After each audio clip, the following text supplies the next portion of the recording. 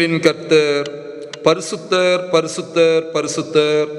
பூமி அனைத்தும் அவருடைய மகிமையால் நிறைந்திருக்கிறது. கர்த்தரை கம்பீரமாய் பாடி நம்முடைய இரட்சணிய கன்மலையை சங்கீர்த்தனம் பண்ண கடவோம். வாருங்கள் பூமியின் குடிகளே, எல்லாரும் கர்த்தரை கம்பீரமாய் பாடுங்கள். மகிழ்ச்சியோடே கர்த்தருக்கு ஆராதனை செய்து ஆனந்த சத்தத்தோடு அவர் சன்னதி முன் வாருங்கள். நம்மை உண்டாக்கின கர்த்தருக்கு முன்பாக நாம் பணிந்து குனிந்து முழங்காற்படியிட கடவோம். வாருங்கள் ஜெபிப்போம். ஓய்வு நாளுக்கு ஆண்டவரும் மீட்பரும் தூயவருமாக இருக்கின்ற எங்கள் அன்பு நிறைந்த ஆண்டவரே, இந்த மனமகிழ்ச்சியான நாளின் காலை நேரத்திலே நாங்கள் இருக்கின்ற இடங்களிலே உம்மை தொழுது கொள்வதற்கும் உம்மை போற்றுவதற்கும் மகிமைப்படுத்துவதற்கும் ஆண்டவர் எங்களுக்கு தந்திருக்கின்ற கிருபைகளுக்காக உம்மை போற்றுகின்றோம். ஆண்டவரே, கடந்த காலங்கள் முழுவதுமாக நீர் எங்களை உம்முடைய பராமரிப்பிலே வைத்திருந்த கிருபைகளுக்காக நன்றி. தொடர்ந்து உம்முடைய பாதுகாவலை எங்களுக்கு தாரும் என்று சொல்லி கேட்கின்றோம். குறிப்பாக இந்த ஒலிபெருக்கின் மூலமாகவும் யூடியூப் மூலமாகவும் இந்த ஆராதனை நடைபெறுவதற்கு ஆண்டவர் எங்களுக்கு உதவி செய்திருக்கின்றீர், நன்றி சொல்கின்றோம். ஆண்டவரே, இந்த தொழுகையிலே உம்முடைய நாமம் மகிமைப்படட்டும். இந்த தொழுகையிலே அமர்ந்திருக்கின்ற அனைவரோடு உம்முடைய கிருபை இருக்கட்டும். நாங்கள் பாடுகின்ற பாடல்கள், வாசிக்கின்ற திருவார்த்தைகள், கேட்கின்ற உம்முடைய வார்த்தைகளூடாக எங்களை நீர் ஆசீர்வதிப்பீராக. தொடர்ந்து இந்த தொழுகையிலே உம்முடைய மகிமையான இறைப்பிரசத்தை தாரும். தொடர்ந்து நாங்கள் நிறைவின் வாழ்வுக்கு நேராக இந்த தொழுகை எங்களை வழிநடத்தட்டும். இயேசு கிறிஸ்து மூலமாக வேண்டுகின்றோம், இரக்க நிறைந்த நல்ல பிதாவே, ஆமீன். தேவனுடைய நாமத்திற்கு மகிமை உண்டாக. நாம் யாவரும் கிறிஸ்தவ பாமாலை புஸ்தகத்தில் 7வது ஞான பாடல், பழைய பதிப்பில் 8வது ஞான பாடல், நாம் தேவ சன்னிதானத்தில் மகா மகிழ்ச்சியாக வந்தாதி கர்த்தரண்டையில் வணக்கம் செய்வோமாக.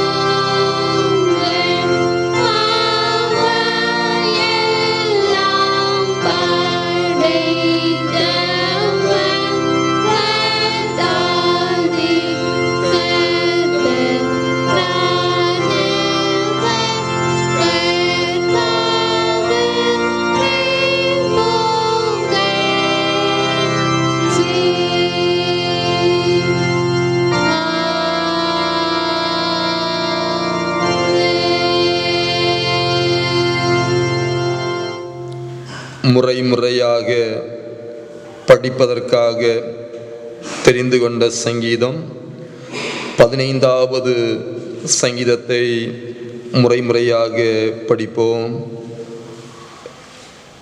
கர்த்தாவே, யார் உம்முடைய கூடாரத்தில் தங்குவான்? யார் உம்முடைய பரிசுத்த பர்வதத்தில் வாசம் பண்ணுவான்? உத்தமனாய் நடந்து நீதியை நடப்பித்து மனதார சத்தியத்தை பேசுகிறவன் தானே.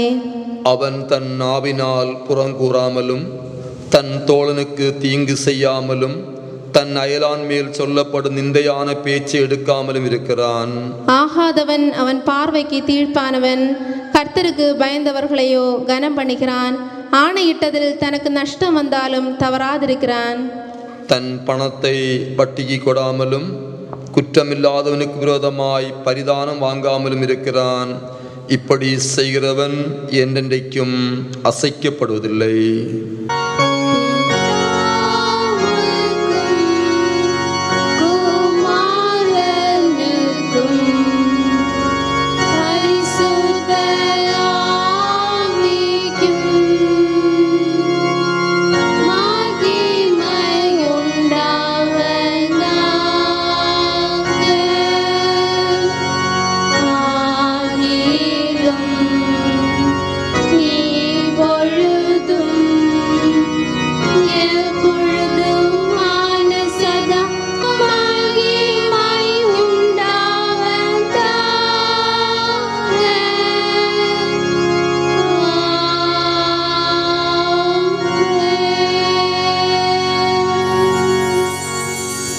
அன்புக்கினியவர்களே,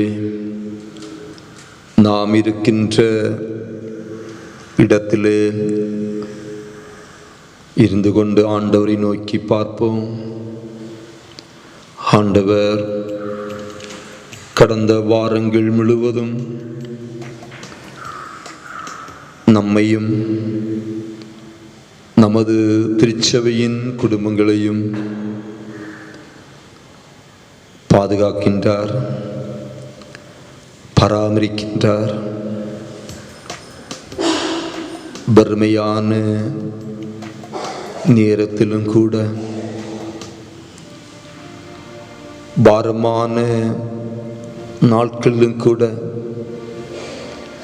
எங்கு பார்த்தாலும் நோய் துன்பங்கள், துயரங்கள், பல்வேறுபட்ட நிலையிலே அச்சம் உறுத்துகின்ற நிகழ்வுகள் நாம் சந்தித்து கொண்டிருக்கின்றோம். ஆனாலும் இறைவனை அண்டுகின்ற மக்களுக்கு அவர் நிறைவை அளிக்கின்றவராக இருக்கின்றார். குறைவுகளை மாற்றக்கூடியவராக இருக்கின்றார்.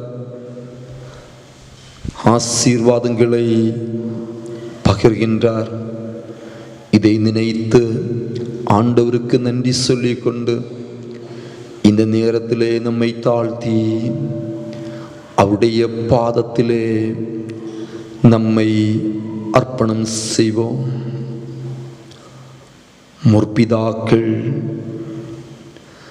தூதர்களையும் தெய்வ மனுஷர்களையும் அரவணைத்து விருந்தோம்பலை கொடுத்து நன்மைகளை பெற்றார்கள். வாழ்க்கையிலே உயர்வுகளை கண்டு கொண்டார்கள். அதை போன்று இந்த நாட்களிலும் வறுமையோடு நிற்கின்ற நாம் ஆண்டவருடைய பாதத்தை தழுவுவோம். இயேசுநாதருடைய மரணத்திற்கு பிறகு தங்களை வறுமையாக்கி கொண்ட சீடத்துவ கூட்டம் தங்களுடைய பாரம்பரியமான தொழிலுக்கு நேராக கடந்து சென்ற நேரத்திலும் வறுமையை சந்தித்தார்கள். வறுமையோடு நின்ற சீடர்களை நோக்கி சென்றவர், அவர்களை அன்போடு கூட அழைத்தவர், இன்றைக்கு வறுமையோடு நிற்கின்ற நம்மையும் அழைக்கின்றார். நம்மைக்கும் அவர் போஜனம் தருவதற்கு ஆயத்தப்படுகின்றார். இந்த நேரத்திலும் அவருடைய ஆன்மீக நன்மைகளையும் நம்முடைய வாழ்வுக்கு நன்மைகளையும் பெற்றுக்கொள்வதற்கு நம்மிலே தடையாக இருக்கின்ற பாவங்களை, அக்கிரமங்களை, தீமையான செயல்களை ஆண்டவர் பக்கமாக கொண்டு நிறுத்தி நம்மை நாமே தாழ்மையோடு அவருடைய பாதத்திலே அர்ப்பணிப்போமா.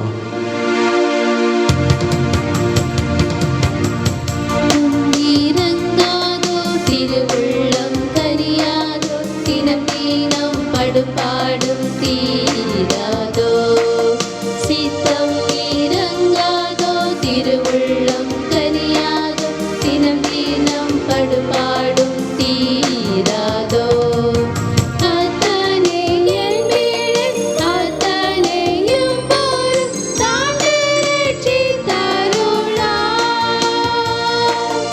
அத்தனை என் வீடு அத்தனையும் போரும் தாண்டு ரட்சி தருளா அன்பே என் ஆருயிரே ஆரிடம் போவேன் நான் அவதிகள் மிகுந்தேன் ஆதரிப்பாய் என்னை ஐயனே ஆரிடம் போவேன் நான் அவதிகள் மிகுந்தேன் ஆதரிப்பாய் என்னை ஐயனே. வருத்தப்பட்டு பாரம் சுமக்கிறவர்களே, நீங்கள் எல்லாரும் என்னிடத்தில் வாருங்கள், நான் உங்களுக்கு இளைப்பாறுதல் தருவேன். தேவனுக்கு ஏற்கும் பலிகள் நொறுங்குண்டாவிதான். தேவனே, நொறுங்குண்டதும் நறுங்குண்டதுமான இருதயத்தை நீர் புறக்கணீர். நான் எழுந்து என் தகப்பனிடத்திற்கு போய், தகப்பனே, பரத்திற்கு விரோதமாகவும் உமக்கு முன்பாகவும் பாவம் செய்தேன். இனிமேல் உம்முடைய குமார் என்று சொல்லப்படுவதற்கு நான் பாத்திரனல்ல. உம்முடைய கூலிக்கால் ஒருவனாக என்னை வைத்துக் கொள்ளும் என்பேன் என்று சொன்ன வார்த்தைகள் வழியாக ஆண்டே சமூகத்திலே நம்மை ஒரு கணம் தாழ்த்தி ஆண்டவர் தருகின்ற பாவ மன்னிப்பின் நிச்சயத்தை நாம் அனைவரும் பெற்றுக்கொள்வோம். சர்வ வல்லமையும் மிகுந்த இரக்கம் உள்ள ஆண்டவர் மன்னிப்பையும் பாவ நிமிர்த்தி நம்ம கட்டளையிட்டருளி வாழ்க்கையை சீர்படுத்துவதற்கான காலத்தையும் தமது தூய ஆவியானுடைய கிருபையும் தேற்றுதலையும் தந்தல்வராக. ஆமீன். பாவ மன்னிப்பு நிச்சயத்தை பெற்றுக்கொண்டலாம். நாம் கர்த்தரின் கரத்திலே பெற்றுக்கொள்ள போகிற நன்மைகளுக்காக நன்றி செலுத்துவோம். கர்த்தர் எனக்கு செய்த எல்லா உபகாரங்களுக்காக அவருக்கு எண்ணத்தை செலுத்துவேன். ரட்சிப்பின் பாத்திரத்தை எடுத்துக்கொண்டு கர்த்தருடைய நாமத்தை தொழுது கொள்வேன் என்று சொன்ன தாவீதின் வாழ்விலே ஆண்டவருக்கு நேராக நன்றி செலுத்துவது போன்று நாமும் இறை சமூகத்திலே ஆண்டவருக்கு நேராக நம்மை அர்ப்பணித்து நன்றி சொல்லுவோம். கொரோனா என்று சொல்லக்கூடிய வைரஸின் மூலமாக பல நிலைகளிலே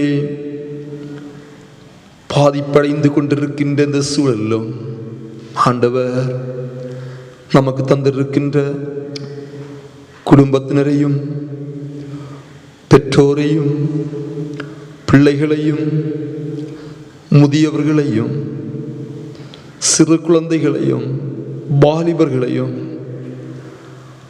ஆங்காங்கே இருக்கின்ற மக்களையும் சுகத்தோடு பலத்தோடு பாதுகாக்கின்றார். அதற்காக ஆண்டவருக்கு நன்றி சொல்லுவோம். இந்த நாளிலும் கூட இந்த ஒலிபெருக்கின் மூலமாகவும் யூடியூபின் மூலமாகவும் ஆண்டுடைய தொழுகையிலே நாம் பங்கு கொள்வதற்கு கடவுள் நமக்கு தந்திருக்கின்ற வாய்ப்பிற்காக ஸ்தோத்திரம் செலுத்துவோம். இந்த நிகழ்வானது சிறப்பாக நடைபெறுவதற்கு அயராது உழைக்கின்ற தம்முடைய பிள்ளைகளுக்காகவும் ஆண்டே சமூகத்திலே நன்றி சொல்லுவோம். ஆண்டவர் நமக்கு தந்திருக்கிற திருச்சபை இறைப்பணிகள் எல்லாம் நிறைவாக சீக்கிரமாக நடைபெறுவதற்கு வேண்டிய கிருபைகளை ஆண்டவர் தரும்படியாக ஆண்டே சமூகத்திலே நாம் மன்றாடுவோம். இந்த நேரத்திலே வருத்தத்தோடு இருக்கின்ற மக்களுக்காகவும் சஞ்சலத்தோடு இருக்கின்ற மக்களுக்காகவும் வாழ்க்கையிலே தனிமையாக நின்று கொண்டிருக்கின்ற மக்களுக்காகவும் வேதனையோடு நிற்கின்ற மக்களுக்காகவும் ஒரு பக்கம் வேலை இல்லாமல் நிற்கின்ற மக்கள், இன்னொரு பக்கம் வாழ்க்கையிலே எங்களுக்கு வேண்டிய பண உதவிகள் இல்லாமல் எங்களுடைய வாழ்வை எப்படி நாங்கள் நடத்துவோம் என்று சொல்லி அங்கலாய்த்து கொண்டிருக்கின்ற குடும்பங்கள் அநேகம் உண்டு. ஆண்டவரை நோக்கி ஜெபிப்போமா? தெய்வமே, எங்களுடைய குடும்பங்களுக்கு இறங்க வேண்டும், எங்களுடைய குடும்பங்களை பாதுகாக்க வேண்டும், எங்களுடைய குடும்பங்களுக்கு நல்லவராக இருக்க வேண்டும் என்று சொல்லி ஆண்டே சமூகத்திலே இருக்கிற இடத்திலே அமைதியாக ஆண்டவரோடு கூட இணைந்து ஆண்டவரை நோக்கி பார்ப்போம். கிருபை நிறைந்தவரும் வாழ்வழிக்கின்றவருமாக இருக்கின்ற ஜீவனுள்ள நல்ல பிதாவே, இந்த ஓய் நாளின் தூய ஆராதனைக்காக நன்றி சொல்லிக்கொண்டு உம்மை நோக்கி நாங்கள் வருகின்றோம். பல தேவைகளோடு ஆண்டவருடைய பாதத்தை நோக்குகின்றோம். எங்களுடைய மன்றாட்டுகளுக்கு நீர் பதில் தரும்படியாக நோக்கி வேண்டுகின்றோம். குறிப்பாக எங்களுடைய திருச்சபைக்காக ஜெபிக்கின்றோம், திருச்சபையின் குடும்பங்களுக்காக ஜெபிக்கின்றோம். குடும்பங்களிலே எல்லா விதமான நன்மைகளையும் ஆசீர்வாதங்களையும் தாரும் என்று சொல்லி உம்முடைய பாதத்திலே வருகின்றோம். குறிப்பாக ஆண்டவரே, எங்களுடைய குடும்பங்களுக்கு வேண்டிய நன்மைகளை தாரும். குடும்பங்களுக்கு ஆண்டவர் உற்ற நண்பராக இருந்து அவர்களுடைய வாழ்வுக்கு வேண்டிய நன்மைகளை பகிர்ந்து கொடுக்க வேண்டும் என்று சொல்லி ஜெபிக்கின்றோம். எங்களுடைய திருச்சபைக்கு குடும்பங்கள் வழியாக தந்திருக்கின்ற சின்ன சிறு பிள்ளைகளுக்காக, வாலிபர்களுக்காக, பெற்றோருக்காக, முதியோருக்காக ஆண்டவருடைய பாதத்திலே வருகின்றோம். தம்முடைய மக்களை பராமரித்துக் கொள்ளும், பாதுகாத்துக் கொள்ளும் ஆண்டவரே. குறிப்பாக எங்களுடைய பெற்றோருக்காக நாங்கள் ஜெபிக்கின்றோம். பணிவிடைகள் இல்லாதபடி ஆண்டவரே அங்கலாய்த்து கொண்டிருக்கின்ற நேரத்தில் ஆண்டவர் தம்முடைய பிள்ளைகளுடைய அங்கலாய்ப்புகளை மாற்றி, நான் உங்களோடு கூட இருக்கின்றேன், சமாதானத்தின் காரணராகிய கிறிஸ்துவை தங்களுடைய வாழ்க்கையிலே பெற்றுக்கொள்ளவும் அவர் காட்டுகின்ற பாதையிலே வழிநடத்தப்படுவதற்கு வேண்டிய ஆசீர்வாதங்களை எங்களுடைய குடும்பங்களுக்கு தாரும். குறிப்பாக ஆண்டவரே, கூலி வேலை செய்கின்றவர்கள், விவசாய வேலை செய்கின்றவர்கள், கட்டுமான பணிகளை செய்கின்றவர்கள், முந்திரி தொழிற்சாலை பணிகளை நிறைவேற்றுகின்றவர்கள், இப்படியாக ஆபத்தான பணிகளை செய்கின்றவர்கள், இவருடைய வாழ்க்கையிலே கடவுளுடைய அருள் நிறைவாக இருக்கட்டும் என்று சொல்லி ஜெபிக்கின்றோம். ஆண்டவரே, பணிவிடைகள் இல்லாதபடி இருக்கின்ற மக்களுக்கு ஆண்டவரே சீக்கிரமாக எங்களுடைய சமூகத்தில் இருக்கின்ற இந்த தன்மைகள் மாற்றி அமைக்கப்படவும், எங்களுடைய மக்களுக்கு வேண்டிய வேலை வாய்ப்புகள் கிடைக்கவும், அதன் மூலமாக குடும்பங்கள் ஆஸ்வதிக்கப்பட வேண்டிய கிருபைகளை தாரும். அப்படியே ஆண்டவரே, பட்சி பறவைகள், மிருக ஜீவன்கள், நிலத்தின் கனிவுகள் வீழ் மூலமாக தங்களுடைய வாழ்வாதாரத்தை பெருக்கிக் கொண்டிருக்கிற மக்களுக்காக ஜெபிக்கின்றோம். ஆண்டவர் அவைகளை ஆசுமாய் கொடுப்பீராக. இன்னும் வியாபாரங்களை செய்கிற மக்கள், தொழில்களை செய்கிற மக்கள், தொழில் ஸ்தாபனங்களை வைத்திருக்கிறவர்கள், வாகனத்தின் மூலமாக பல்வேறுபட்ட தொழிலை செய்து கொண்டிருக்கிற மக்களுக்காக ஜெபிக்கின்றோம். இந்த நாட்களிலே எங்களுடைய சமூகத்தில் ஏற்பட்டிருக்கின்ற நோயின் மூலமாக ஆண்டவரே எல்லாம் அடைக்கப்பட்டு இருக்கின்ற சூழ்நிலை அறிகின்றீர். ஒரு வழி அடைகின்ற நேரத்திலே பல வழிகளை திறக்கின்ற ஆண்டவர் எங்களுடைய குடும்பங்களுக்கு வேண்டிய புதிய புதிய பாதைகளை காட்டி அவர்கள் வாழ்வு பெற்றுக்கொள்ள ஆண்டவருடைய நன்மையினால் போஷிப்பீராக. இன்னும் ஆண்டவரே, தனியார் துறையிலும் அரசு துறையிலும் பணிவிடை செய்கின்ற எங்களுடைய மக்களுக்காக ஜெபிக்கின்றோம். கல்வித்துறை, இராணுவத்துறை, எல்லையோர் பாதுகாப்பு நிலையிலே, காவல்துறையிலே, மருத்துவத்துறையிலே, இன்னும் நீதித்துறையிலே, தொழில்நுட்பத்துறையிலே பணிவிடை ஆற்றுகிற மக்களுக்காக ஜெபிக்கின்றோம். ஆண்டவர் தம்முடைய மக்களை ஆசீர்வதியும், அவருடைய பணிவிடைகள் மூலமாக நன்மைகளை தாரும்.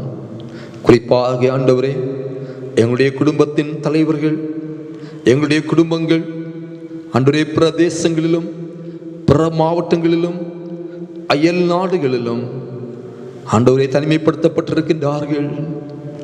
அப்படிப்பட்ட மக்களுக்காக நாங்கள் உம்முடைய பாதத்திலே வருகின்றோம் சுவாமி. எங்களுடைய மக்களை பாதுகாத்துக் கொள்ளும், எங்களுடைய மக்களுக்குற்ற நண்பராக இரும் ஆண்டவரே. அவர்கள் எந்த நிலையிலும் கஷ்டப்படக்கூடாது ஆண்டவரே. அவருடைய வாழ்க்கையிலே இருக்கின்ற இடங்களிலே ஆண்டவர் கூட இருக்கின்றார் என்று சொல்லக்கூடிய நம்பிக்கையை ஆண்டவர் கட்டளையிடும்படியாக ஜெபிக்கின்றோம். பயந்து வீட்டறையிலே ஒழித்து கொண்டிருந்த சீடத்துவ கூட்டத்திலே கடந்து சென்று சமாதானத்தை கொடுத்த ஆண்டவர் எங்களுடைய பிள்ளைகள் எங்கெங்கெல்லாம் இருக்கின்றார்களோ அங்கெங்கெல்லாம் உம்முடைய சமாதானத்தின் கரத்தை நீட்டி தம்முடைய மக்களை வழிநடத்துவீராக, பாதுகாத்துக் கொள்வீராக. நல்ல செய்திகள் அவர்கள் மூலமாக அவருடைய குடும்பத்திற்கு வந்து சேர ஆண்டவரே தம்முடைய மக்களுக்கு அனுக்கிரகம் செய்ய வேண்டும் என்று சொல்லி நோக்கி மன்றாடுகின்றோம். ஆண்டவரே, இந்த நாட்களிலும் மருத்துவர்களாக, இன்னும் தாதிமாராக, தூய்மை நிறைந்த பணிவிடைகளாக செய்து கொண்டிருக்கின்ற எங்களுடைய குடும்பங்கள் உண்டு ஆண்டவரே. அவர்களுக்காக நாங்கள் ஜெபிக்கின்றோம். ஆண்டவரே, இருக்கிற இடங்களில் பத்திரமாக பாதுகாத்துக் கொள்ளும், பராமரித்துக் கொள்வீராக. இறை பணிகளை செய்கிற மக்கள் உண்டு ஆண்டவரே. அவர்களுடைய கொடுக்கப்பட்ட திருச்சபையிலே இறைப்பணிகளை சிறப்பாக செய்ய கடவுள் உதவி செய்ய வேண்டும் என்று சொல்லி உம்மை நோக்கி வேண்டுகின்றோம். குறிப்பாக ஆண்டவரே, எங்களுடைய உலகத்திற்காக, உலகத்திலே காணப்படுகின்ற ஒவ்வொரு நாட்டிற்காக, நாடுகளை ஆளுகின்ற மக்களுக்காக, இன்னும் ஆளுநர்களுக்காக, அமைச்சர்களுக்காக, இன்னும் ஆண்டவரே எங்களுடைய தேசத்தை, எங்களுடைய தமிழ்நாட்டை, குமரி மாவட்டத்தை பாதுகாத்து கொண்டிருக்கின்ற காவல்துறை, மருத்துவ சிகிச்சைகளை செய்து கொண்டிருக்கின்ற மருத்துவத்துறை, அதிலே பணிவிடை செய்கின்ற மக்களுக்காக, இன்னும் தூய்மை நிறைந்த பணிவிடை செய்து கொண்டிருக்கின்ற மக்களுக்காக உம்முடைய பாதத்திலே நாங்கள் வருகின்றோம். தம்முடைய பிள்ளைகளை ஆண்டவர் ஆசீர்வதியும். பணி நிமித்தமாக எந்த விதமான நோய்களோ துன்பங்களோ அவர்கள் அணுகாதபடி ஆண்டவர் அவர்களையும் அவரது குடும்பத்தின் அங்கத்திலையும் பாதுகாத்துக் கொள்ள வேண்டும் என்று சொல்லி நோக்கி பிரார்த்தனை செய்கின்றோம். குறிப்பாக கொரோனா என்று சொல்லக்கூடிய வைரஸ் மூலமாக ஆண்டவரே எங்களுடைய தேசம் பயந்து கொண்டிருக்கின்றது, பல்வேறுபட்ட அழிவுகளை சந்தித்துக் கொண்டிருக்கின்றது. ஆண்டவரே, தங்களை இழந்து தவிக்கின்ற குடும்பங்களுக்காக நாங்கள் ஜெபிக்கின்றோம். ஆண்டவர் தாமே தம்முடைய மக்களுடைய குடும்பங்களை ஆதரிப்பீராக. ஆண்டுடைய கிருபை தம்முடைய மக்களை தாங்கும்படியாக ஜெபிக்கின்றோம். ஆண்டவரே, இந்த நோய் இதற்காக எங்களுடைய தேசத்திலே வந்தது என்று சொல்லி உம்முடைய சமூகத்திலே நாங்கள் கேள்வி கேட்பதற்கு தகுதியற்றவர்கள் ஆண்டவரே. ஆனாலும் ஆண்டவரே, இந்த நோயின் மூலமாக தொடர்ந்து எந்த விதமான பாதிப்புகள் வராதபடி எங்களுடைய நாட்டையும் எங்களுடைய தேசத்தையும் எங்களுடைய மக்களையும் நீர் பாதுகாத்துக் கொள்வீராக. உண்மையான ஜீவனுள்ள ஆண்டவரை அனைவரும் ஆண்டவரை வந்தடைய ஆண்டவர் உடைய மகா பெரிய சக்தி ஒன்று இருக்கிறது என்பதை எல்லா மக்களும் அறிந்து கொள்ள ஆண்டவரே நீர் உதவிகர நீட்டும்படியாக ஜெபிக்கின்றோம். ஆண்டவரே, இந்த நாட்களிலே எங்களுடைய பிள்ளைகளுக்கும் எங்களுக்கும் கஷ்டம், வறுமை என்பதை நீர் கற்று தந்திருக்கின்றீர். ஆண்டவரே, இதன் மூலமாக நாங்கள் தொடர்ந்து உம்மை விட்டு வழி தப்பி போகாதபடி தொடர்ந்து வைராக்கியத்தோடு உம்மை அண்டிக் கொள்வதற்கு எங்களுக்கு நீர் கிருபை தாரும் என்று சொல்லி நோக்கி மன்றாடுகின்றோம். சீக்கிரமாக எங்களுடைய திருச்சபைகளிலே நல்ல ஊழியங்கள் நடைபெறவும், ஆராதனைகள் நடைபெறவும் ஆண்டவரே, நீர் எங்களுக்கு அதற்கேற்ற காலங்களை தர வேண்டும் என்று சொல்லி ஜெபிக்கின்றோம். ஆண்டவரே, இந்த நோய் நிமித்தமாக எங்களுடைய பிள்ளைகளுடைய திருமணங்கள் தடைப்பட்டிருக்கிறது. ஆண்டவரே அப்பா, தடைகளை மாற்றி ஏற்ற காலங்களிலே எங்களுடைய பிள்ளைகள் குடும்ப வாழ்வுக்குள்ளாக பிரவேசிப்பதற்கு வேண்டிய ஆசீர்வாதங்களை தாரும் என்று சொல்லி உம்மை நோக்கி மன்றாடுகின்றோம். ஆண்டவரே, கர்ப்பஸ்திரீகளுக்காக ஜெபிக்கின்றோம். ஆண்டவரே, தம்முடைய மக்கள் தாய்மை அடைந்திருக்கிற நேரங்களிலே கடவுள் பலப்படுத்துவீராக. இந்த நாட்களிலே தம்முடைய மக்கள் சுகமான விடுதலையை பெற்றுக்கொள்ள, தாயின் செய்மாக பாதுகாக்கப்பட, பராமரிக்கப்பட ஆண்டவருடைய ஆற்றலை தாரும். குழந்தை பாக்கியங்கள் இல்லாமல் இருக்கிற மக்களுக்கும் குழந்தை பாக்கியங்களை தருவீராக. ஆண்டவரே, எங்களுடைய திருச்சபையிலே ஆண்டில் தந்திருக்கின்ற சபை குலங்கத்தினர்களுக்காக, திருச்சபையிலே பணிவிடை செய்கின்ற கோயில் பிள்ளை எலக்ட்ரிஷியன் அவர்களுக்காக நாங்கள் ஜெபிக்கின்றோம். தம்முடைய பிள்ளைகளை ஆண்டவர் ஆசீர்வதிப்பீராக. இன்னும் ஆண்டவரே, இந்த நாளிலும் இந்த திருப்பணியை செய்து தந்திருக்கின்ற அன்பான பிள்ளைகள், இசைக்கருவியை மீட்டுகின்றவர், பாடலை பாடி மகிமைப்படுத்தினவர்கள், இன்னும் ஆண்டவரே ஒளி அமைத்தவர்கள் அனைவருக்காகவும் ஜெபிக்கின்றோம். அனைவரையும் ஆசீர்வதிப்பீராக. உம்முடைய நாமம் மகிமைப்பட்டோம். தொடர்ந்து நடைபெறுகின்ற ஆராதனையிலும் உம்முடைய இறை பிரசத்தை தாரும். இயேசுவின் வழியாக வேண்டுகின்றோம், இரக்க நிறைந்த நல்ல பிதாவே, ஆமீன். இன்றைய நாளுக்குரிய திருமறை பாடங்களை படிக்க கேட்போம். இந்நாளுக்குரிய வேத பகுதி ஆதியாகமம் 18ஆம் அதிகாரம் வசனங்கள் 1 முதல் 10 முடிய. ஆதியாகமம் 18ஆம் அதிகாரம் வசனங்கள் 1 முதல் 10 முடிய. பின்பு கர்த்தர் மம்ரேயின் சமபூமியிலே அவனுக்கு தரிசனமானார். அவன் பகலின் உஷ்ண வேளையில் கூடார வாசலிலே உட்கார்ந்திருந்து தன் கண்களை ஏறெடுத்து பார்க்கும்போது, இதோ 3 புருஷர் அவனுக்கு எதிரே நின்றார்கள். அவர்களை கண்டவுடனே அவன் கூடார வாசலிலிருந்து அவர்களுக்கு எதிர்கொண்டு ஓடி தரை மட்டும் குனிந்து, ஆண்டவரே, உம்முடைய கண்களில் எனக்கு கிருபை கிடைத்ததானால் நீர் உமது அடியேனை விட்டு கடந்து போக வேண்டாம். கொஞ்சம் தண்ணீர் கொண்டு வரட்டும். உங்கள் கால்களை கழுவி மரத்தடியில் சாய்ந்து கொண்டிருங்கள்.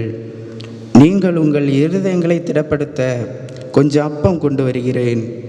அப்புறம் நீங்கள் உங்கள் வழியே போகலாம். இதற்காகவே அடியேன் இடம் வரைக்கும் வந்தீர்கள் என்றான். அதற்கு அவர்கள், நீ சொன்னபடி செய் என்றார்கள். அப்பொழுது ஆபிரகாம் தீவிரமாய் கூடாரத்தில் சாராளிடத்திற்கு போய், நீ சீக்கிரமாய் 3 படி மெல்லிய மாவு எடுத்து பிசைந்து அப்பம் சுடு என்றான். ஆபிரகாம் மாட்டு மந்தைக்கு ஓடி ஒரு நல்ல இளங்கன்றை பிடித்து வேலைக்காரன் கையிலே கொடுத்தான். அவன் அதை சீக்கிரத்தில் சமைத்தான். ஆபிரகாம் வெண்ணெயையும் பாலையும் சமைத்த கன்றையும் எடுத்து வந்து அவர்கள் முன்பாக வைத்து அவர்கள் அருகே மரத்தடியில் நின்று கொண்டிருந்தான். அவர்கள் புசித்தார்கள். அவர்கள் அவனை நோக்கி, உன் மனைவி சாராள் எங்கே என்றார்கள். அதோ கூடாரத்தில் இருக்கிறாள் என்றான். அப்பொழுது அவர், ஒரு உற்பவ கால திட்டத்தில் நிச்சயமாய் உன்னிடத்திற்கு திரும்ப வருவேன். அப்பொழுது உன் மனைவியாகிய சாராளுக்கு ஒரு குமாரன் இருப்பான் என்றார். சாராள் அவருக்கு பின்புறமாய் கூடார வாசலில் இதை கேட்டுக்கொண்டிருந்தாள். தேவனுக்கு மகிமை உண்டாவதாக. இந்த நாளுக்குரிய சுவிசேஷ வேத பகுதி பரிசுத்த யோவான் எழுதின நற்செய்தி நூல் 21ஆம் அதிகாரம் 1 முதல் 14 வரை உள்ள திருவசனங்கள். யோவான் எழுதின நற்செய்தி நூல் அதிகாரம் 21, திருவசனங்கள் 1 முதல் 14 வரை. இவைகளுக்கு பின்பு இயேசு திபேரியா கடற்கரையில் மறுபடியும் சீஷருக்கு தம்மை வெளிப்படுத்தினார். வெளிப்படுத்தின விபரமாவது, சீமோன் பேதுருவும் திதிமு எனப்பட்ட தோமாவும் கலிலேயா நாட்டிலுள்ள கானா ஊரானாகிய நாத்தான்வேலும் செபதேயுவின் குமாரரும் அவருடைய சீஷரில் வேறு 2 பேரும் கூடியிருக்கும்போது சீமோன் பேதுரு மற்றவர்களை நோக்கி மீன் பிடிக்கப் போகிறேன் என்றான். அதற்கு அவர்கள், நாங்களும் உம்முடனே கூட வருகிறோம் என்றார்கள். அவர்கள் புறப்பட்டு போய் உடனே படவேறினார்கள். அந்த ராத்திரியிலே அவர்கள் ஒன்றும் பிடிக்கவில்லை. விடியற்காலமான போது இயேசு கரையிலே நின்றார். அவரை இயேசு என்று சீஷர்கள் அறியாதிருந்தார்கள். இயேசு அவர்களை நோக்கி, பிள்ளைகளே, புசிக்கிறதற்கு ஏதாகிலும் உங்களிடத்தில் உண்டா என்றார். அதற்கு அவர்கள், ஒன்றுமில்லை என்றார்கள்.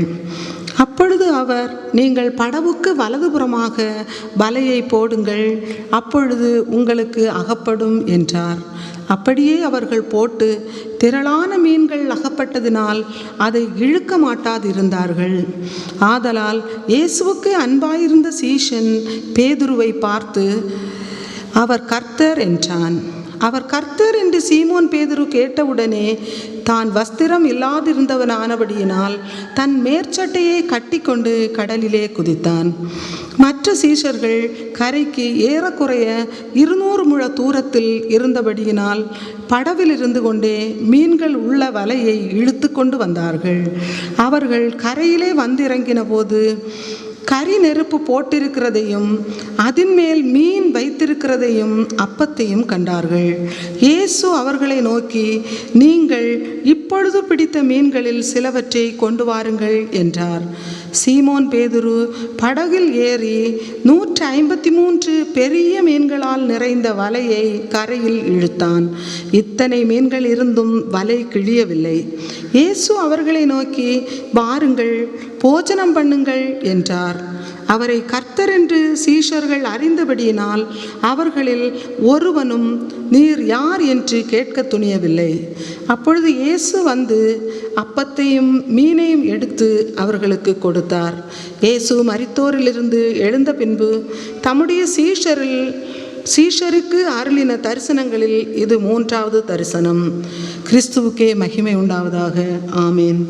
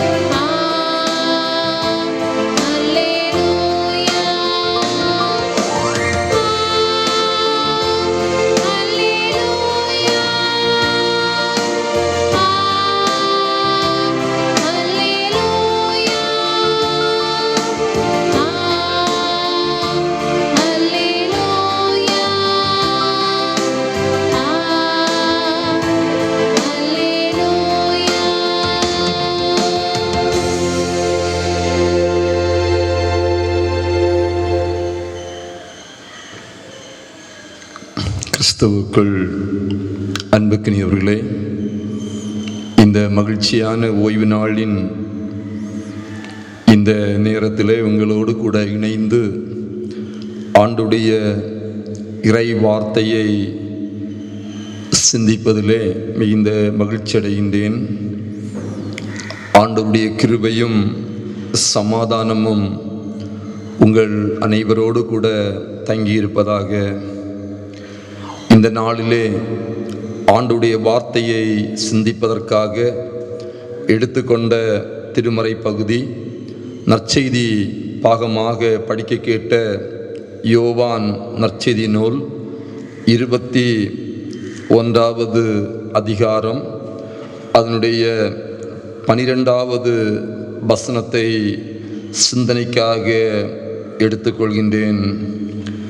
இயேசு அவர்களை நோக்கி, வாருங்கள், போஜனம் பண்ணுங்கள் என்றார். அவரை கர்த்தர் என்று சீஷர்கள் அறிந்தபடியினால் அவர்களில் ஒருவனும் நீர் யார் என்று கேட்க துணியவில்லை. ஜெபிப்போம். உபசரிக்கின்றவராக சீடர்களுக்கு காட்சியளித்து சீடர்களை உமது இறைப்பணியை வல்லமையாக செய்யும்படியாக தெரிந்து கொண்ட அன்பின் ஆண்டவரே, இந்த நாளிலும் நீர் எங்களுக்கு கற்றுத்தர இருக்கின்ற உம்முடைய இறை வார்த்தைகளுக்காக நன்றி சொல்கின்றோம். இந்த இறை வார்த்தைகள் மூலமாக நீர் எங்களோடு கூட பேசுவீராக. நாங்களும் உம்முடைய மெல்லிய சத்தமாகிய இறை வார்த்தைகளை கேட்டு எங்களுடைய ஆத்மத்திலே உம்மை ஏற்றுக்கொள்ளவும் உமக்கு இறைப்பணிகளை தொடர்ந்து செய்வதற்கு இந்த வேத வசனங்கள் எங்களுக்கு ஆதாரங்களாக அமையட்டும். இயேசுவின் வழியாக வேண்டுகிறோம் நல்ல பிதாவே, ஆமீன். அன்புக்கினியர்களே, இந்த நாளில் உங்களோடு கூட பகிர்ந்து கொள்வதற்காக எடுத்துக்கொண்ட தலையங்கம் உபசரிக்கின்ற உயிர்த்தெழுந்த கிறிஸ்து. உபசரிக்கின்ற உயிர்த்தெழுந்த கிறிஸ்து என்ற தலையங்கத்திலே நாம் சிந்தனை செய்ய அழைக்கப்படுகின்றோம்.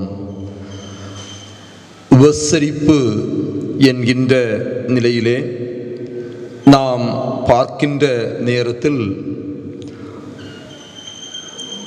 உபசரிக்கின்ற தன்மை தமிழர்களின் பண்பாட்டிலும் முக்கியமானதாக அமைவதை நாம் பார்க்க முடிகின்றது. திருமறையிலும் நாம் சிந்தனை செய்யும் நேரத்திலே உபசரிக்கின்ற தன்மை உயர் குணங்களுடையதாக அமைகிறது. குறிப்பாக முற்பிதாக்கள் என்று சொல்லக்கூடியவர்கள் ஆகிய ஆபிரகாம், ஈசாக்கு, யாக்கோபு போன்றவர்களும் மற்றும் அநேகர் திருமறையிலே உபசரித்த தன்மைகளை அல்லது விருந்தோம்பல் செய்த தன்மைகளை மிக அழகாக சித்தரித்து காட்டப்படுகின்றது. குறிப்பாக ஆதியாகமம் புஸ்தகம் 18வது அதிகாரம் 1 முதல் 8 வரை உள்ள வேத வசனங்களை நாம் பார்க்கின்ற வேளையிலே ஆபிரகாம் தான் கண்ட 3 புருஷர்களை மனம் வருந்தி விருந்தோம்பலுக்கு அழைக்கின்றார். அதோடு மட்டுமல்லாமல் அந்த பகுதியிலே நாம் பார்க்கின்ற வேளையிலே இந்த மனமருந்தி விருந்தோம்பலுக்கு அழைத்த நேரத்திலே ஆண்டவர் ஆபிரகாமிற்கு ஒரு பெரிய ஆசீர்வாதத்தையும் கொடுப்பதை நாம் பார்க்க முடிகின்றது. ஒரு நல்ல நற்செய்தியை இந்த ஆபிரகாம் பெற்றுக்கொள்கின்றான். அதை நாம் பார்க்கின்ற வேளையிலே இந்த 3 புருஷர்களும் விருந்தோம்பலை முடித்துவிட்டு செல்லுகிற நேரத்திலே அவர்கள் இவ்வாறாக சொல்லுகின்றார்கள், நாங்கள் மீண்டும் திரும்பி வருகின்ற அந்த காலகட்டத்திலே உன் மனைவியாகிய சாராள் ஒரு குமாரனை அரவணைத்து கொண்டிருப்பாள் என்று சொல்லி, இங்கே விருந்தோம்பல் மூலமாக ஆபிரகாம் தன்னுடைய வாழ்வுக்கு வேண்டிய நன்மையான ஆசீர்வாதத்தை பெற்றுக்கொண்டதை நாம் பார்க்க முடிகின்றது. இன்னும் திருமறையை நாம் திருப்பிக் கொள்கின்ற வேளையிலே ஆதியாகமம் 19வது அதிகாரம் 3வது வசனத்தை பார்க்கின்ற வேளையிலே லோத்து தான் கண்ட 2 தூதர்களை அவர் எதிர்கொண்டு போய் தரை மட்டும் குனிந்து, என் வீட்டிலே தங்கி நீங்கள் காலையிலே எழுந்து போகலாம் என்று மிகவும் வருந்தி கேட்டுக்கொண்டான் என்று சொல்லப்பட்டதை நாம் பார்க்க முடிகின்றது.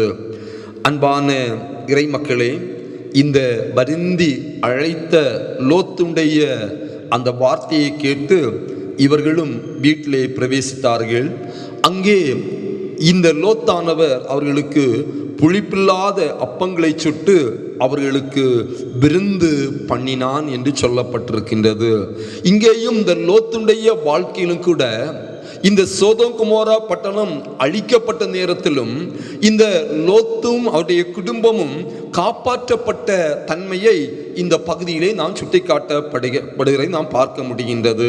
ஆகவே விருந்தோம்பல் என்று சொல்கின்ற வேளையிலே ஒருபுறம் நம்முடைய வாழ்க்கையிலே நாம் அநேகரை உபசரிக்கின்ற நல்ல குணங்களாக அமைந்தாலும் அதன் மூலமாக நாம் இறைவனுக்காக நல்ல பணிவிடைகளை செய்கிற நேரத்திலே இறைவனிடத்திலிருந்து ஆசீர்வாதத்தை பெற்றுக்கொள்கிறோம் என்று சொல்லக்கூடிய செய்தியையும் இது காட்டுகின்றதை பார்க்க முடிகின்றது.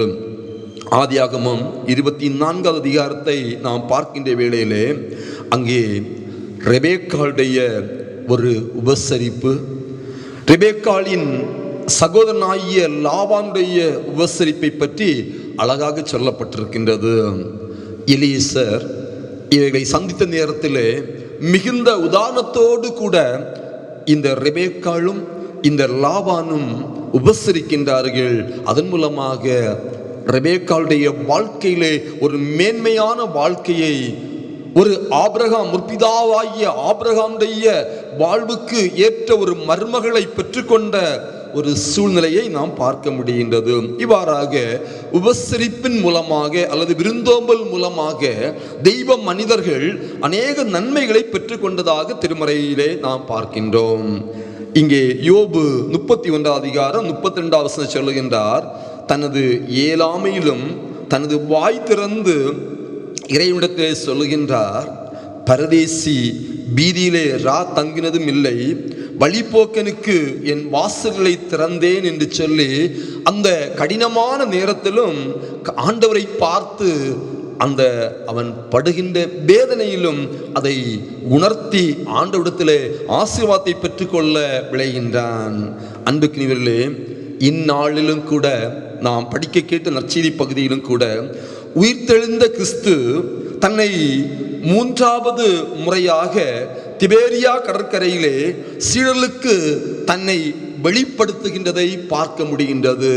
உயிர்த்தெழுந்த இயேசுநாதர் 3வது முறையாக திபேரியா கடற்கரையிலே இந்த சீடர்களுக்கு தன்னை வெளிப்படுத்துகின்றார் விருந்தோம்பல் மூலமாக.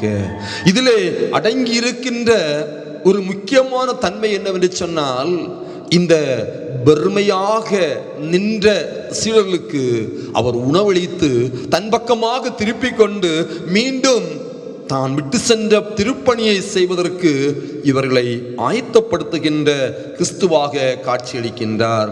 அன்புக்குரியவர்களே, இந்த இயேசுநாதர் எவ்வாறு இவர்களை ஆயத்தப்படுத்துகிறார் என்று சொல்லி பார்க்கின்ற வேளையிலே 3 காரியங்களை நான் உங்கள் மத்தியில் வைக்க விரும்புகின்றேன். முதலாவதாக பார்க்கும் நேரத்திலே பெருமையாய் நின்ற சீடர்களை பார்த்து இயேசு அன்போடு கூட அழைக்கின்றார், பிள்ளைகளே என்று சொல்லி. பெருமையாய் நின்ற சீடர்கள், இயேசுடைய அழைப்பு பிள்ளைகளே என்று சொல்லி அழைக்கின்றார். யோவான் 21 அதிகாரம் 5வது வசனம் அதை மிகவும் தெளிவுபடுத்துகின்றது. இயேசு அவர்களை நோக்கி, பிள்ளைகளே, புசிக்கிறதற்கு ஏதாயிலும் உங்களிடத்தில் உண்டா என்று சொல்லி அவர்களை பிள்ளைகளே என்று சொல்லி அழைக்கின்றதை பார்க்க முடிகின்றது. ஏதாயிலும் உங்களிடத்தில் ஒன்றுமில்லை, ஒன்றுமில்லை. பெருமையாய் நின்ற நிலையிலே பிள்ளைகளே என்று சொல்லி அழைத்து உணவு கொடுக்கின்றார் உயிர்த்தெழுந்த இயேசுநாதர். அவர்கள் கிறிஸ்துவை கண்டுகொள்ளவில்லை. ஆனால் கிறிஸ்து ஆகிய ஆண்டவர் தான் உயிர்த்தெழுந்த நேரத்தில் மீண்டும் அந்த சீடர்களை தேடி செல்கின்றார். பெருமையாக கண்கலங்கி இனி வாழ்வாதாரம் எப்படி என்று சொல்லி நின்ற நேரத்தில் கிறிஸ்துடைய அந்த அன்பின் அழைக்கின்ற சத்தம் சீடர்களை மீண்டும் திருப்பணியை செய்ய எடுத்துரைக்கின்றது. 6வது வசனம் சொல்லுகின்றது, இயேசுநாதர் பெருமையாக நின்ற சீடர்களை பார்த்து சொல்லுகின்றார், நீங்கள் படகிற்கு வலதுபுறமாக வலையை போடுங்கள், அப்பொழுது உங்களுக்கு அகப்படும் என்று ஒரு வார்த்தையை நம்பிக்கை ஊட்டுகின்ற வார்த்தையை அவர் மீண்டும் அந்த இடத்திலே சீடர்களுக்கு கொடுக்கின்றார். பெருமையாய் நின்ற சீடர்களுக்கு நம்பிக்கை ஊட்டுகின்றார். நீங்கள் படவுக்கு வலதுபுறமாக வலையை போடுங்கள், அப்பொழுது உங்களுக்கு அகப்படும் என்று சொல்லி அங்கே சுட்டி காட்டுகின்றார். சீடர்களை மீண்டும் பயன்படுத்த, திருப்பணியை செய்ய அவர் அன்புடன் அழைக்கின்றார்.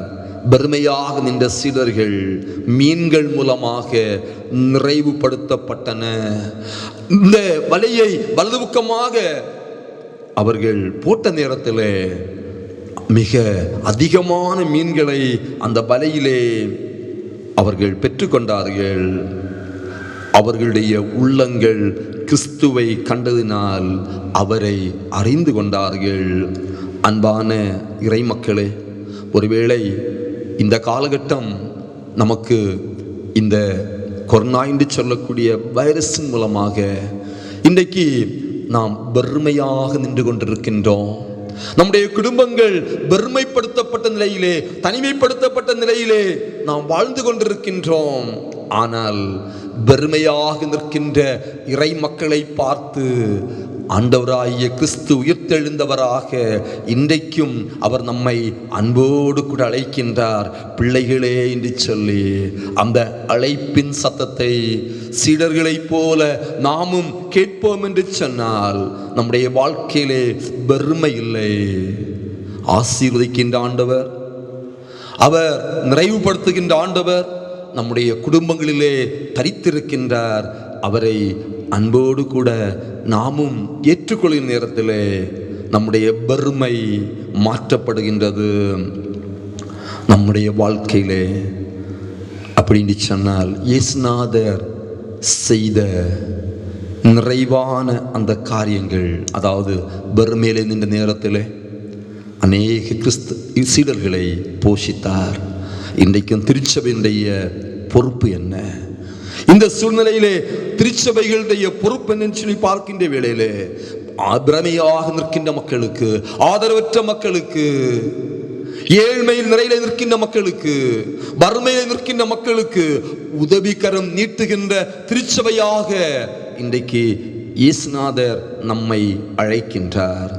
ஆகவேதான் அவர் லூக்கா நற்செய்தி நூலிலே 14 அதிகாரம் 13, 14 வசனங்களை பார்க்கின்ற வேளையிலே இயேசுநாதர் சொல்லுகின்றார், தன்னை விருந்துக்கு அழைத்தவனை நோக்கி சொல்லுகின்றார், நீ விருந்து பண்ணும்போது ஏழைகளையும் ஊனரையும் சப்பானிகளையும் குருடரையும் அழைப்பாயாக, அப்பொழுது நீ பாக்கியவானாய் இருப்பாய், நீதிமான்களின் உயிர்த்தெழுதலிலே உனக்கு பதில் செய்யப்படும் என்று சொல்லுகின்றார். அன்புக்குரியவர்களே, நம்முடைய வாழ்க்கையிலும் கூட பெருமையாக நிற்கின்ற அந்த தன்மையை ஆண்டவர் இந்த நாட்களிலே மாற்றுவதற்கு நம்மை அழைக்கின்றார். இரண்டாவதாக பார்க்கின்ற வேளையிலே பெருமையாக நின்ற சீடர்கள் இயேசுடைய நல்ல ஆலோசனையை அவர்கள் ஏற்றுக்கொள்கின்றார்கள். பெருமையாய் நின்ற சீடர்கள் இயேசுடைய நல்ல ஆலோசனையை ஏற்றுக்கொள்கின்றார்கள். யோவான் 21 அதிகாரம் 6வது வசனம் சொல்லுகின்றது, நீங்கள் படவுக்கு வலதுபுறமாக வலையை போடுங்கள், அப்பொழுது உங்களுக்கு அகப்படும்.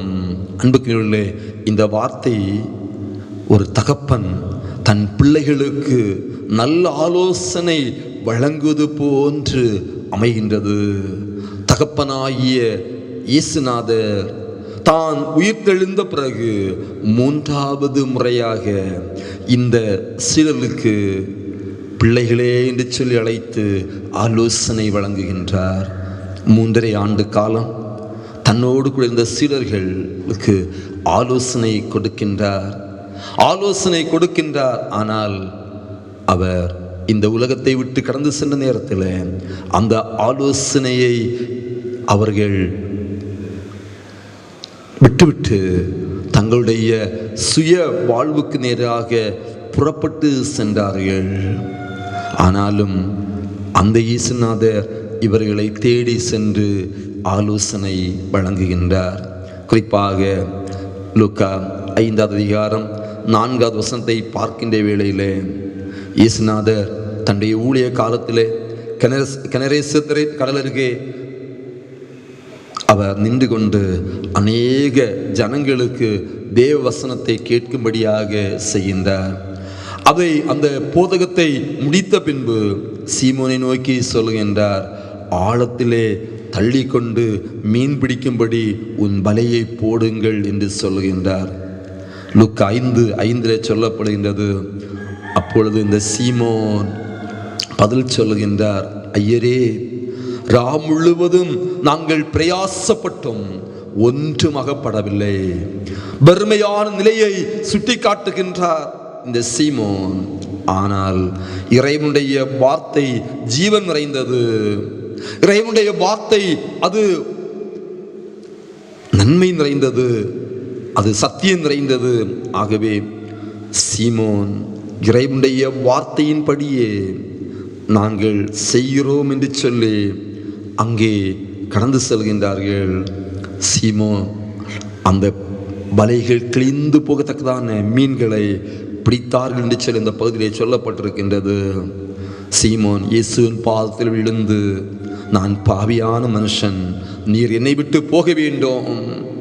இயேசுநாதர் அந்த நேரத்திலும் சீமோனை நோக்கி சொல்கின்றார், பயப்படாதே, இன்று முதல் நீ மனுஷனை பிடிக்கிறவனாய் இருப்பாய் என்று சொல்லி அங்கே தெரிந்து கொள்கின்றார் சீமோன் பேதுருவை. அன்புக்குரியவர்களே, நல்ல ஆலோசனை கொடுத்து அவர் பக்கமாக அவருடைய திருப்பணியை செய்ய அழைக்கின்ற இயேசுநாதர், இன்றைக்கும் இயேசுநாதர் வெறுமையாக நின்று கொண்டிருக்கின்ற நமக்கு அவர் தருகின்ற ஆலோசனைகள் அது ஆசீர்வாதம். இன்றைக்கு கலங்கி கொண்டிருக்கின்றோம். நம்முடைய குடும்பத்தின் தலைவர்கள், குடும்பத்தின் பிள்ளைகள் பல மாவட்டங்கள் இருக்கின்றார்கள், அயல் நாடுகளிலே தங்கி இருக்கின்றார்கள். கலங்கி கொண்டிருக்கின்றோம், வேதனையோடு இருக்கின்றோம், பாரப்பட்டு கொண்டிருக்கின்றோம்.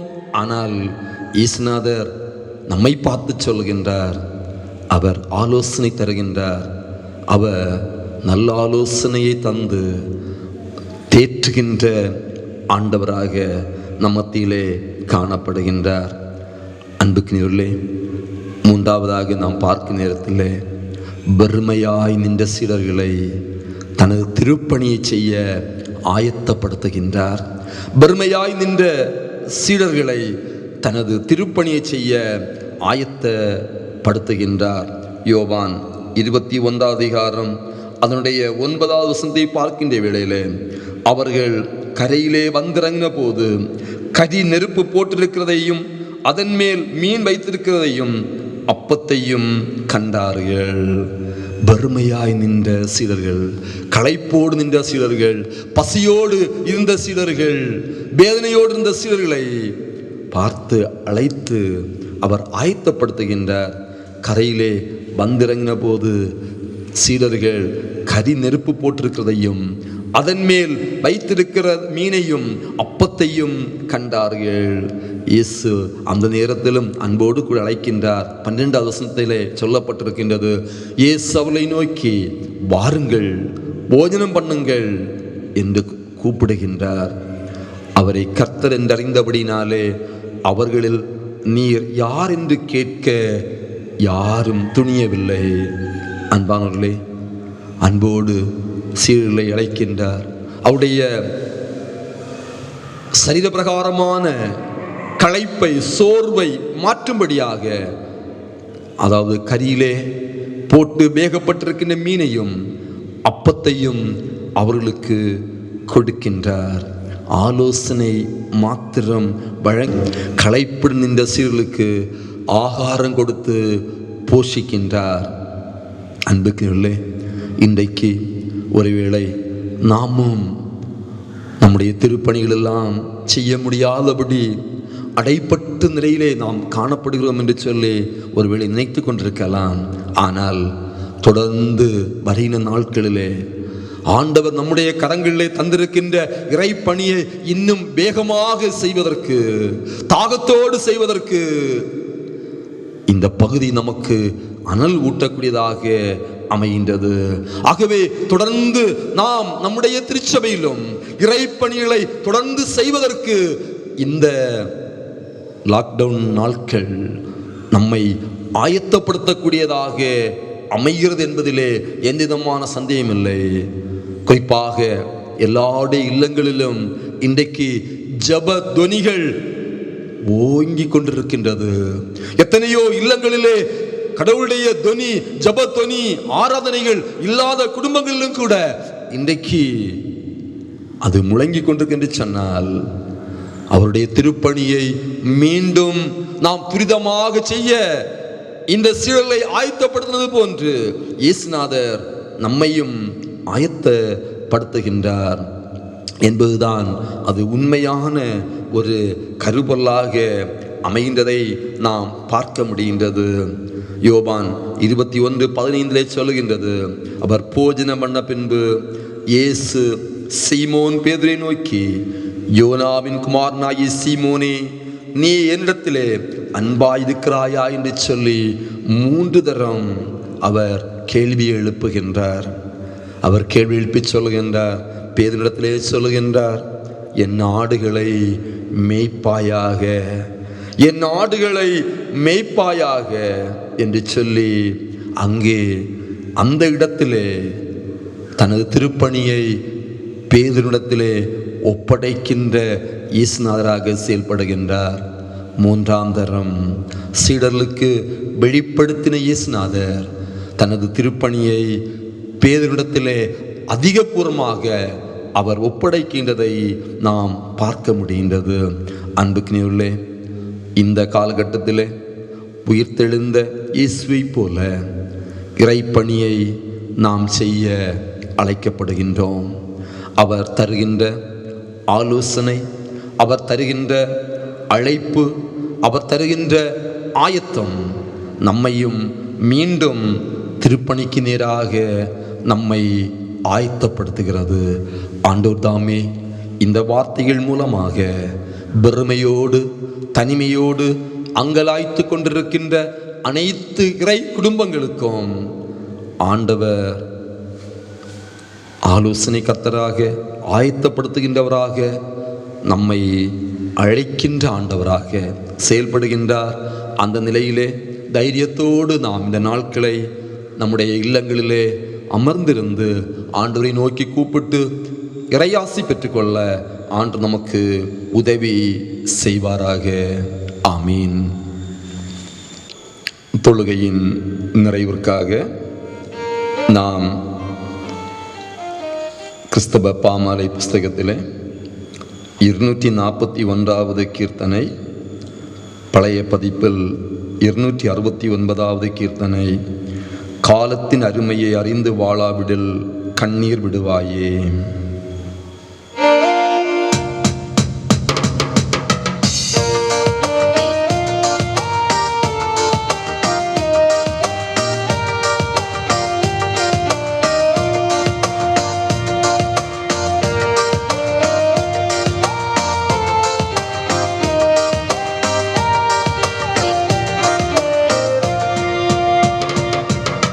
காலத்தின் அருமையை அறிந்து வாழ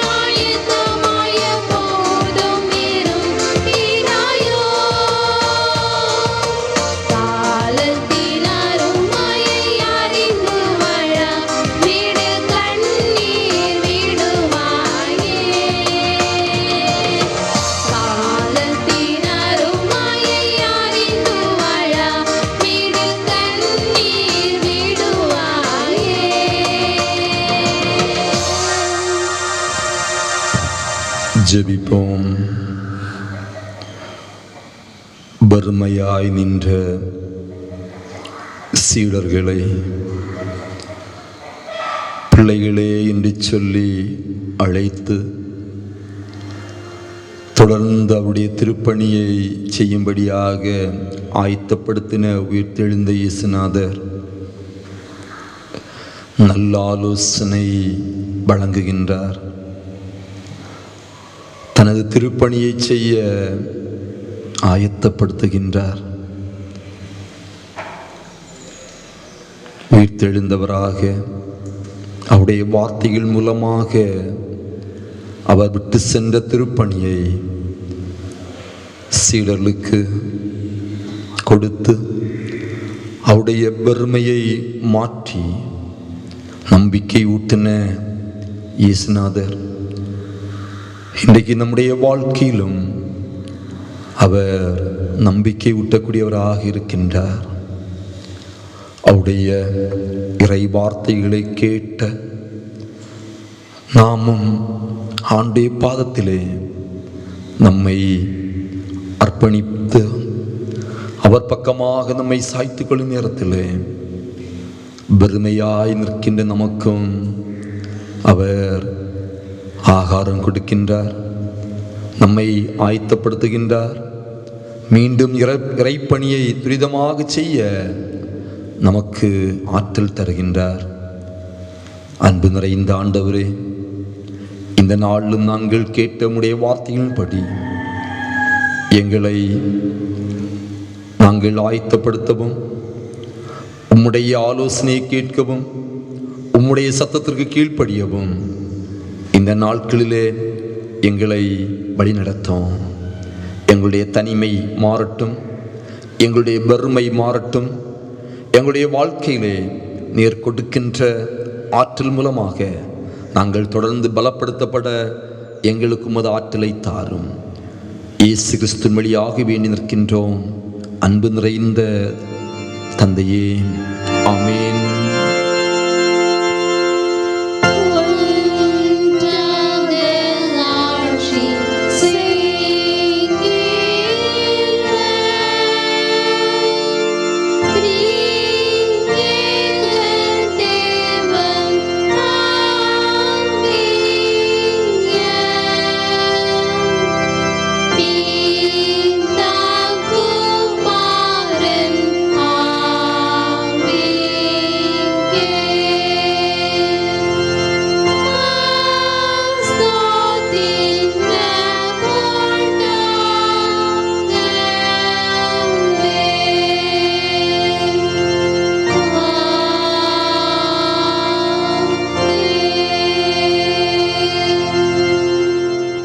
நமது ஆண்டவராகிய இயேசு கிருபையும் பிதாவாகிய தேவனுடைய அன்பும் தூய ஆவியானுடைய இறையாற்றலும் நம் அனைவரோடும் நம்முடைய குடும்பங்களோடும் நம்முடைய இறைப்பணிகளோடும் சதா காலங்களிலும் நிலைத்திருப்பதாக.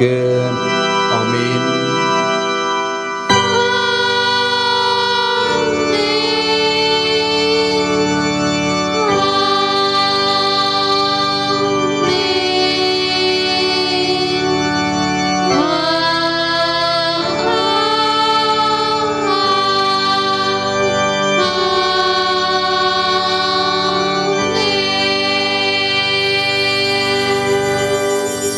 ஆண்டவர் உங்களோடு இருப்பாராக.